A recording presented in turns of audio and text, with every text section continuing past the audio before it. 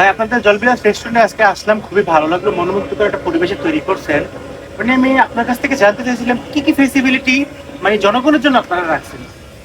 এখানে আমরা বিভিন্ন দূর দূরান্ত থেকে বিভিন্ন ধরনের মানে আর কি যাদের আমরা সাধারণত ওয়েটার বলি এরকম লোক আনছে, যাদের দক্ষতা সম্পন্ন লোক আনছে। সার্ভ করবে যারা তাদেরকে। তারপরে প্লাস সুদক্ষ কারিগরি আনছে, যাদের chef chef plus side chef আছে, এরকম আরো বিভিন্ন জায়গায়। আপনি একটা অনুমানিক বলতে পারবেন মানে কি কি আইটেমের খাবার হতে পারে, একটা দর্শক ধারণা পেতে পারে। আমি সম্ভবত বলতে পারি না এখনো, কিন্তু মেনু কার্ডটা যেহেতু এখনো বের হয় নাই, তার মানে অবশ্যই কালকের মধ্যে সেটা বের হয়ে যাবে। আজকে চলে আসবে। আজকে চলে আসবে। ওই পাশে দেখলাম যে কাজ করতেছে সেই জ্বালানটা, ওটার মধ্যে তো মনে হয় খুব রান্না টান্না হওয়ার সম্ভাবনা নাকি? আর ভিতরের এই যে এই জায়গাটা, এই খোপটাতে কি হবে? এটার মধ্যে মূলত এটা মেইন ডাইনিং আর কি।